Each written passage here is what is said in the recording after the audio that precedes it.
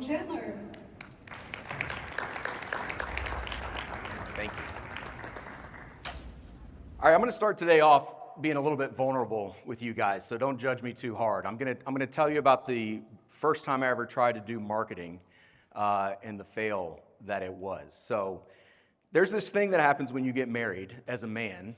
You are basically given the option between two hobbies. You can either get really into smoking meats or World War II history. I was in the Air Force already, so I chose smoking meats as my hobby. Now, the thing about barbecue is that it's very expensive to make. Like a brisket today at Sam's Club is like $80, $100. Like, it's not a cheap hobby. And my wife, who I got married to while I was in the Air Force, started to look at our bank account together and go, hey, your hobby is a little expensive, so I don't think you can do that anymore. And I was a young married guy and a little bit hard-headed. And I said, I bet I can go to my office and sell enough to break even, and then, this hobby can keep going on. And that's what I did. And that's honestly how I got into my first business. I sold a little bit to friends and family, and then kind of got the bug of entrepreneurship, and then went out and opened my first restaurant with my mom and dad. And it was such a good location. I was such a good operator. You can see it here on a 4-lane highway where everybody goes 80 in a 55. You guys can't see it? There it is. I was a great marketer, right? Location, location, location. And I'm the guy that owns the marketing agency, so you should definitely listen to me, right? I'm crushing right now. So this was the inside of the restaurant itself. And you can see the empty dining room. And we put a lot of time and effort and work into this. And what you don't know is that right to the left of our location was a gas station. Right to the left of that was a liquor store. To the right of that was an, I'm pretty sure, hourly hotel. And this was in Lexington, Kentucky, which is big on horse racing, so we call that trifecta. It was awesome. Every day, my dining room looked like this. And that was a lot of pressure for a new business owner and a young married guy, and it was a family business. And if any of you guys work in family businesses, you know the extra strain that can come from that. And so I decided, I was like, okay, what can I do to make this location better? And Sam's Club was about a mile down the road. And Sam's Club is where we did a lot of our bulk shopping, and there was this digital billboard that I saw every single day. And McDonald's had an ad that rolled through. When you drive around town, we'd all see the Chick-fil-A billboards everywhere with the dancing cows doing stuff. And I was like, well, I'm not that smart, but I can copy what's working for these billion-dollar brands. Surely some of that will work for me. So I called up the digital billboard company, and they sold me a billboard. And you guys are going to love this. Now, this was Instagram back in the day, so I only have the square image. So let me walk you through this really quick. On the right side, there was some stock image photo of a redheaded kid eating a pulled pork sandwich that was not ours. So, great brand clarity on my end. On the left side was our logo, which was good, brand recognition and all that stuff. And we had it, a mile ahead on the right at the bottom, and then the tagline was okay. It was okay. And this billboard cost me $2,500. And at the time, that was a lot of money. That was a ton of money for our company. And we were selling $6 sandwiches at a 10% margin. So we really needed that $2,500 to come back. Shout out some numbers. How many customers do you guys think we got from that billboard? 50, 0. I wish. That would have been, we were right in between at 3. 3 customers came in, and the only reason I know is because I was too broke to hire employees, so I worked the register every day, and I asked every single person that came in, how in the world did you hear about us? And only 3 people mentioned the billboard. The performance marketing that I did was failing. And we were selling a $15 sandwich at the time, or $15 average order value, I should say. And so 3 people, I'm not the math guy. My co-founders, Ben and Austin, are our deep math nerds and really get analytical and do all the things, but I can do this math. That's a whole $45. I can even do this math, the return on ad spend math, where we did $45 in revenue, $2,500 in ad spend, meant that we got a 0.02x return on ad spend. How many of you would love to get a 0.02x on your ad campaigns today? In simpler terms, that's $1 that I turned into 2 pennies. I'm the entrepreneur of the year. Book me for Forbes 30 under 30. I just crushed. So today's talk is, worth my 2 cents because it's hard-earned. But where did I go wrong? So what you guys don't know is that we had a ton of really positive feedback. Everybody that came in and tried the food, oh, this is the best thing ever. My mom was the heart and soul of that restaurant. She grew up on a farm in South Georgia, farm to table before it was cool. This was 2015, so this was when all that was going on. And people loved the food, but people weren't coming in. And I dropped out of college, I joined the Air Force, so I did not have a business background, I didn't have a marketing background, so I didn't know what to do. So I just went blunt force trauma and started studying as many things as I could. Podcasts, books, one-on-one coffees and lunches with people that were smarter than me, trying to figure out what they did. I even ended up on this show with Gary Vaynerchuk and John Taffer, and I got to talk to them for 20 minutes. And I really did it because I wanted to talk to John Taffer because I was a big fan of his TV show and I wanted to get his perspective. And he introduced me to performance marketing for the first time ever because essentially in this clip, he tells me, hey, if you get somebody to come in once, give them something for free so they'll come back next time and redeem it, and then do it again. And then if you get them to come in 3 times, whatever the math was for that, they're basically lifetime customers at that point. And I was like, oh, that's great. So I did it, and it worked. And for a while, we crushed. Like, we really, really grew. But then all of a sudden, we flatlined. We plateaued. So I went back to the drawing board, back to the books, back to the podcast, back to the lunches and coffees. And while I was doing a lot of exploration, I came across the Pioneer Woman. How many of you guys know the Pioneer Woman on the Food Network? Yeah, the Food Network now is basically like Pioneer Woman in the morning and Guy Fieri in the afternoon. That's all they do. But I found this article talking about her, and she lives in this very small town in the middle of nowhere, Oklahoma. Salt Lake City is beautiful. It's very easy to get to. I flew here directly from Cincinnati. It's great. Going to this place is like, I'm pretty sure you got to fly to Oklahoma City and take a horse-covered wagon to the middle of nowhere to actually get there. But she had this restaurant and kind of store for all of her fans to come try out, and then she was driving thousands and thousands of visitors to this town that had no other reason to go. And so I was like, we can do that. So my poor mom, I looked at her and I said, we are now branding you as Mama Lyles. And we are going to film a cooking show with you. We're going to put it on YouTube. We're going to put it on Facebook. We're going to do it everywhere. We're going to do content. We're going to do branding. We're going to do brand building and brand marketing.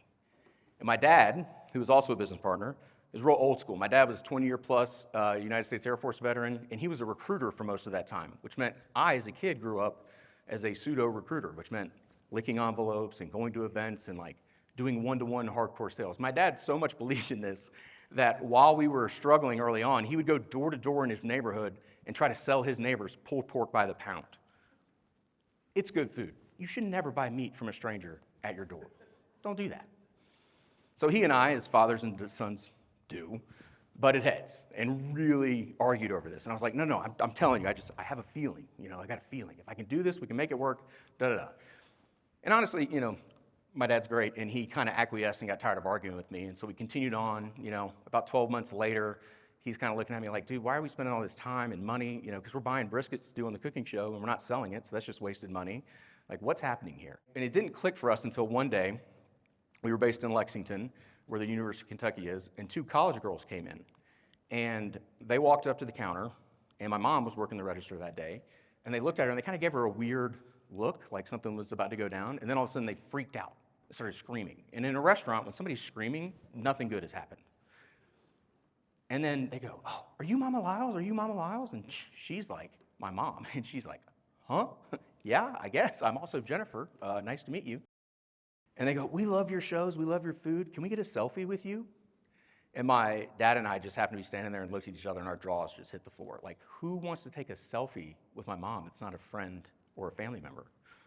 And in that moment, we realized the power of like mixing performance marketing and brand marketing together, and like, how do you actually make that work? Because then after that, we ended up getting featured in a bunch of local publications, which was great for our little brand.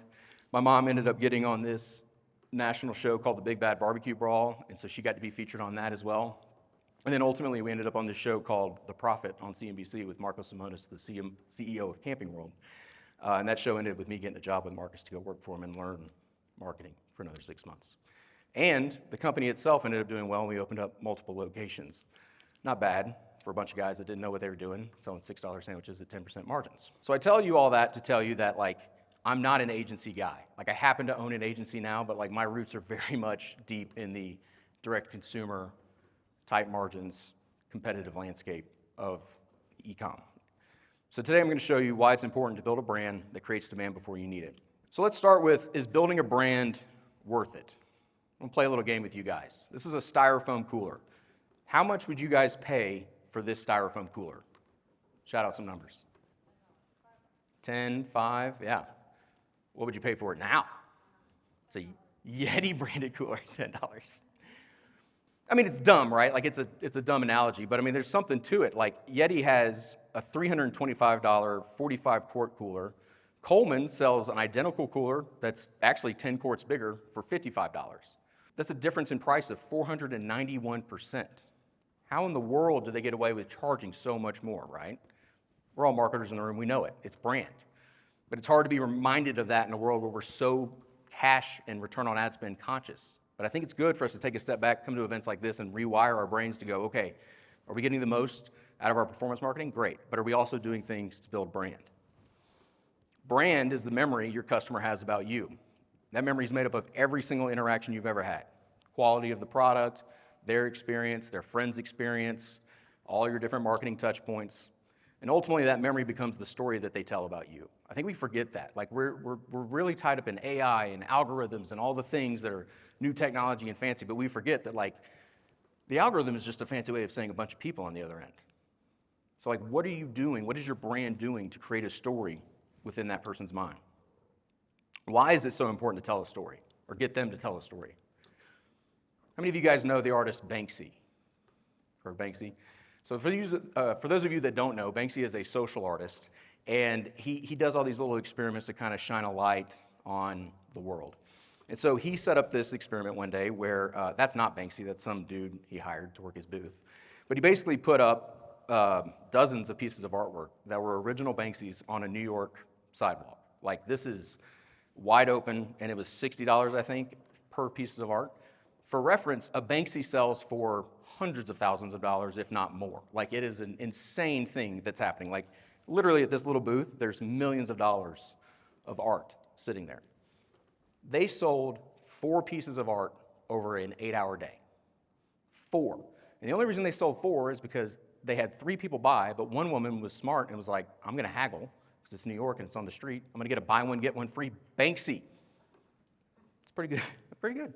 And once it all came out, what it was and who made the art, like, she smartly went and sold the art for like $200,000 at auction. Without the brand, we have no idea how something is so valuable. And the reason why is because your brain is busy. Your brain is making 35,000 decisions every single day. Your customers' brains are doing this every single day. The trick is that you're only aware of 70 of them. That is nothing. Your whole life almost is run on autopilot. You know, what shoe you put on first this morning, what coffee order you made this morning, these are all decisions you've made 100 times. You are on autopilot. It is almost impossible to get our customers to change. But if you want to build a brand that scales, you have to. Is anybody sending rockets to Mars in here? No. So we're pretty much all selling different versions of different commodities, which means at the end of the day, we have to create a frame around those commodities, the story, the memory, the brand, so that people choose our blue square instead of the competitor's blue square. Branding works. 87% of shoppers have paid more for a product simply because they trust the brand more than the alternative. Don't believe me? How many people in here prefer Coca-Cola to Pepsi? I'm on the West Coast. See, I'm from Georgia originally, and this is a sin where I'm from. Pepsi, how many of you prefer Pepsi? Okay, how many of you just don't like soda in general?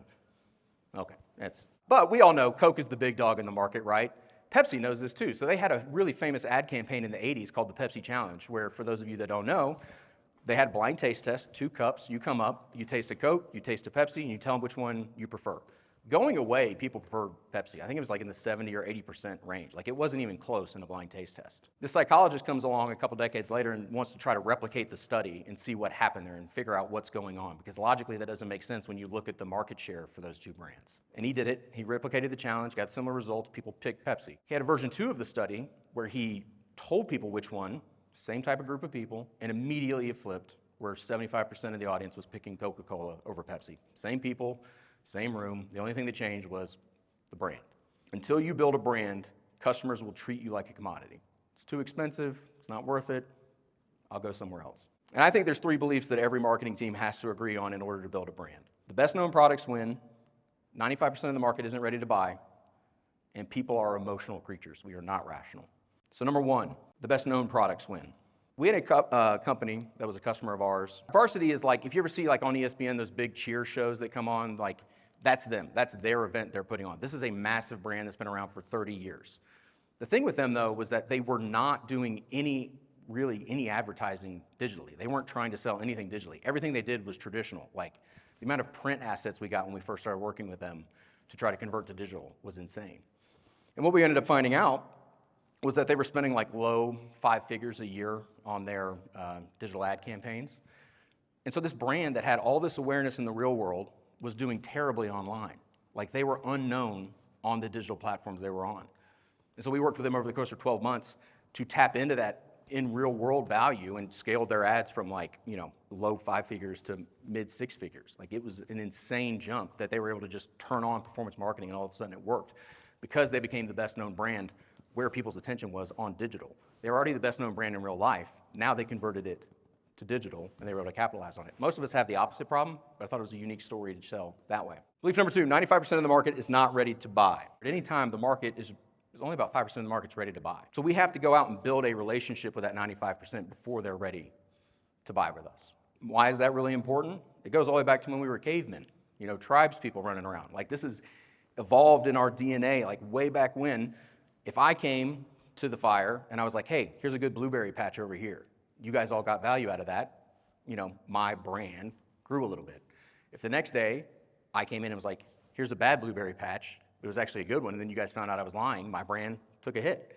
And so we had to evolve. Like we were the only creatures on the planet that had to evolve to trust people outside of our, direct bloodline. And that's what the real superpower is. And in today's modern world, it's weird to think about, but that's still the systems that are running in your brain. All your customers are running this way, but we don't think that way. We think how's AI going to make this more efficient? And it's we're really just tribes people running around. The technical term for it is reciprocity, right? Everybody has, I think about it like an emotional bank account, the more I give, the more brand building I do, the more entertaining my content is, the more you feel good about me, so that when I come and ask you and try to sell something to you, it doesn't feel so sleazy, right? Like if you guys came outside and met us at our booth and I immediately just started being like, you ready to buy my services? You want to buy? You want to buy? You want to buy? Like somebody hopefully would punch me in the face and make me stop. But we do that with our ads, and we wonder why they don't work as well as they should. We had a client that started out with wholesale, and they were really $3 million a year, doing really well, but they had the belief of everybody's ready to buy all the time. And we wrestled with them, we fought with them, and we're not one of those agencies that just takes orders. We try to really get in the weeds with you and try to help. And to their credit, they stayed in the fight and they did the thing, and they started going up funnel, up market, going to a less known audience, more and more and more. And now I think they went from 3 million when we started, now they're on pace to do 15 million this year, all of that, majority of that in direct to consumer. And so it works. When you shift from I gotta make money now to later, there's a real value there. And finally, people buy with emotion. So 2 journalists wanted to set out to figure out, why is emotion so powerful? What is it about us that makes us so irrational sometimes? So Rob Walker and Josh Glenn did this experiment where they bought 100 items for $128. It was a bunch of pieces of junk. They went to swap meets and garage sales and all these random places. About $1 a piece for these items. This is garbage. There's a glass banana in here. I don't know who needs a glass banana. I'm a millennial, so that's probably my inheritance someday, is a cabinet full of glass bananas. So they hired an entire team of creative writers. And they said, hey, you can do anything you want. The only rule is you have to tell a story about the product. And so they listed all these items with the stories on eBay, and they wanted to see how much could they sell junk for if all they did to change was add a story to it. They sold every single item for $3,612. That is a 2,700% increase in price, and the only thing that changed was they wrapped a story around it. We are not rational people. So I like this emotion wheel here. The 6 core emotions are fear, anger, sadness, surprise, joy, and love. And what I would encourage every marketing team in here to do is go look at every message that you have, everything you do, and ask, is this triggering one of these 6 emotions? Because if it's not triggering an emotion, it is background noise. And your entire customer base is really good at ignoring your ads. Do you know they still sell ad space on the right-hand side of Facebook? That's the OG ad on that platform. And nobody looks there because we know their ads and we just ignore it. People want to ignore your ads. Emotion gives them a reason not to. It gives them a reason to engage and pay attention and remember. The truth is you can't optimize your way into making people want your stuff. And I think we want to be able to do that. All the smart data people on our team want to be able to do that, but we are not rational creatures. Otherwise, it would already been done. It's easy with the scientific method and all the things. We could create a system that maximizes optimization, but nobody can do it because it's not how we work as a human species. So how do we get people to want more of our stuff? I love the 5 stages of awareness from Eugene Schwartz. Most of us focus our ads on the bottom of the funnel. They're problem-aware people, they're solution-aware, they're product-aware. The problem is that that's where the 5% is. Those are the people that have experienced some sort of pain and are looking for your solution. Like, that's only 5% of the market. Brands are scaled at the top where the unaware is. That is where the 95% live. How do you reach the 95%? It is that really, it's entertaining ads. Like, it's old school TV because we couldn't direct click the thing, so we had to be engaging. Think about Super Bowl ads back in the day before they started to suck and they just were like, whatever new celebrity we're sticking in the ads. Like, I don't think I can name one Super Bowl ad from this last Super Bowl, but I still remember the Budweiser Was Up ad, right? How many of you remember that ad? Yeah. I'm sorry, guys, I did a little homework. They gave us a list of all the brands that were coming today, so I looked up everybody's meta ad library to see how we did it as a room.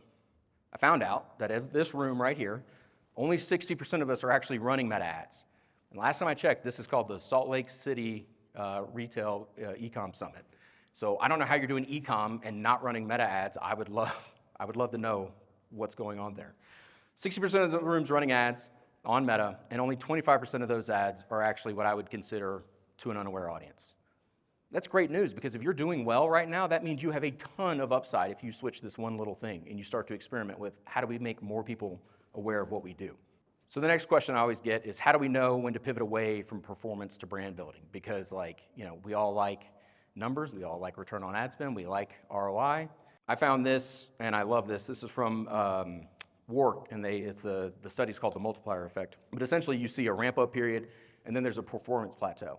And we see this time and time again when we audit ad accounts, that initially, we are able to go out and get a ton of low-hanging fruit, and then it sort of caps out. And that's when you have to come in and add these brand-building activities, which bumps awareness, lifts performance, and you do that again and again and again.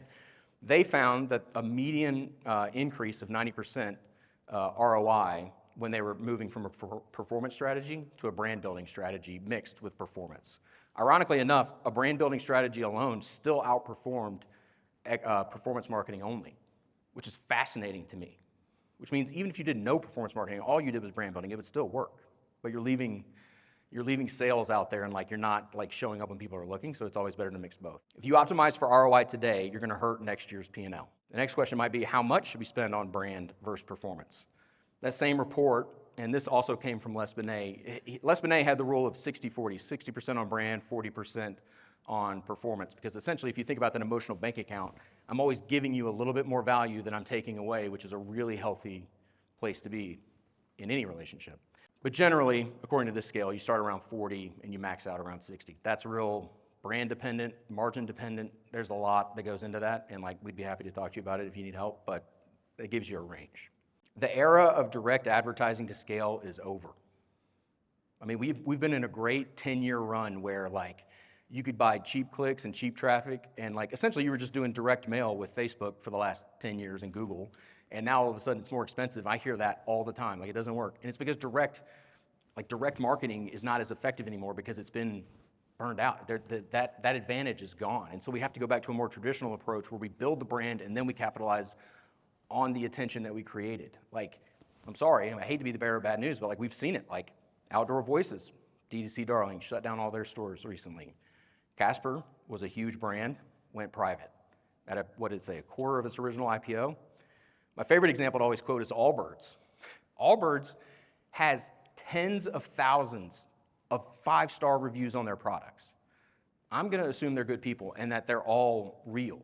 That means people really loved that shoe, but they could never figure out how to build the brand beyond the cheap clicks and performance marketing stuff, and then they closed. And I think now they're an AI data center or something. What is the new hook with that?